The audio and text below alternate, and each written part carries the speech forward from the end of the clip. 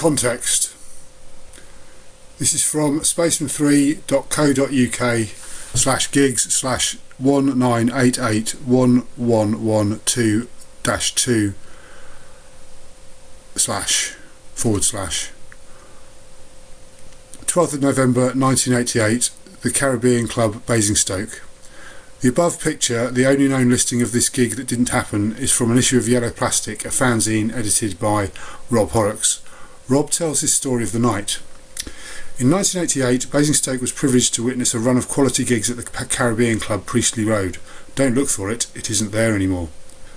I was 16 and my first gig there was in early August on a Saturday, the House of Love. They did Reading on the Friday, Basingstoke on the Saturday, and then did it for the kids on the Sunday. And that, as we all know, is where their problem started.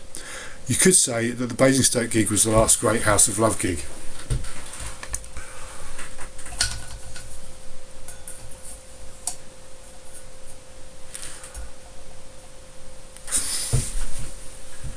The last great House of Love set. The Reading and Basingstoke gigs were promoted by one Declan Quinn, who was a Reading-based, a biker type who had been doing good things at the After Dark in Reading for years, with occasional forays into North Hampshire and Donut City. The Brilliant Corners, the Flatmates, My Bloody Valentine. The Basingstoke scene was chronicled in the local paper with a full page live section every Friday, where gigs at Dryden Hall, the Pig and Whistle, as mentioned on the first page of Joe Jackson's excellent autobiography, and of course the United Caribbean Association Club were listed. Posters around the town near the two further education establishments, the one nightclub and bus station, also advertised the gig, though I have no memory of handbills in the record shops. The posters were cool, A2/A1, Dayglow, and usually with the band logo. The listing usually appeared a month or 6 weeks ahead of time, and let's not forget the trusty NME listings, which were usually present and correct.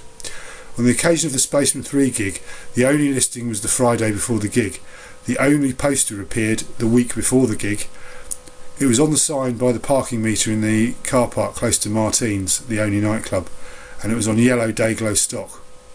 I remember the paste was still wet when I saw it. It did use the acclaimed and disputed triangle logo, but it was too little too late. Come showtime on the Saturday, the venue was occupied by members of the Hook contingent, one mini metro full, the Tadley lot, later known as the Tads, and one party of mystery folk. At the appointed hour, the mystery folk stood up and made their way to the stage. They were the support band. No one else arrived during their set, so by the time our heroes were due, well, the rest you already know. Spaceman 3 decided not to play, and Jason explained the situation to the audience. The promoter also gave the audience, both of them, his side of the story, and things got heated. That was the gig, a solo a cappella from Jason Pierce, you could say. The content of the argument between JP and DQ included or came to centre around the specific contract breach of failure to provide refreshments on arrival. In my opinion, Spaceman 3 were well within their rights not to play.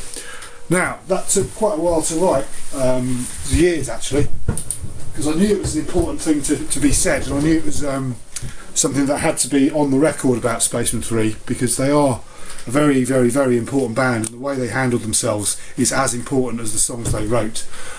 And the songs they wrote, or borrowed, or adapted, remain powerful today as they were back then. Jason and Peter went on strike.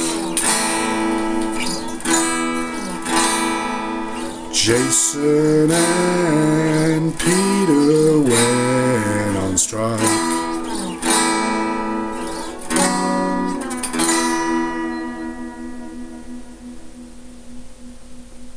They followed the rules to the letter.